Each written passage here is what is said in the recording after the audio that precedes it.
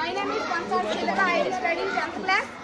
JPHS school పేరు క్రమంలో చదువుతున్నాను. స్వాతంత్ర స్టడీస్లో భారత భౌగోళిక స్వరూపాల గురించి నేను చెప్పబోతున్నాను.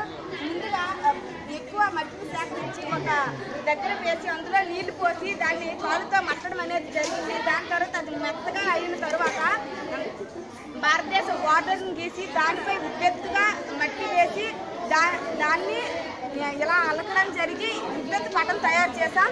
దాంట్లో భారత భౌగోళిక స్వరూపాలు 6 స్వరూపాలను చూసాం. ముందుగా ఈ వైట్ కలర్లో ఉన్నవాళ్ళు హిమాలయ పర్వతాలు, సిక్కింలో నేపాల్లో ఎవరెస్ట్, జమ్మూ కాశ్మీర్లో కేతు శిఖరం, మానస సరోవరం నుంచి పుట్టిన బ్రహ్మపుత్ర, గంగా, సింధు నది ప్రవహిస్తున్నట్టు బ్లూ కలర్లో మేము వేసి చూపెట్టాం. ఇక్కడ ఆరావళి పర్వతాల పక్కన తారి ఎడారి ప్రాంతంలో ఇసుకతో వేసి చూపెట్టా.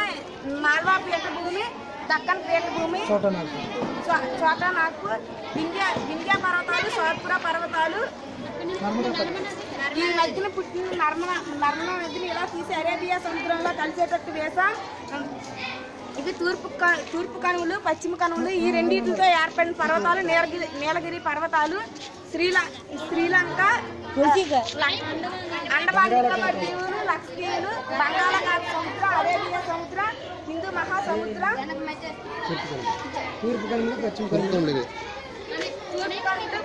మహానది, నీలగిరి పర్వతాలు అంటారు. మహానది, గోదావరి, కృష్ణ, కావేరి. ఇక్కడ మహానది పైన దక్షిణ భారతదేశంలో గోదావరి,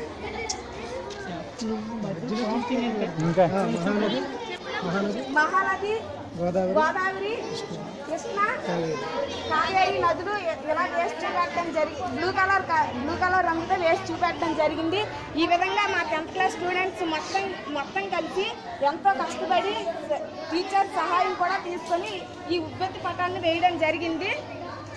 ఇంతటితో సమాప్తం.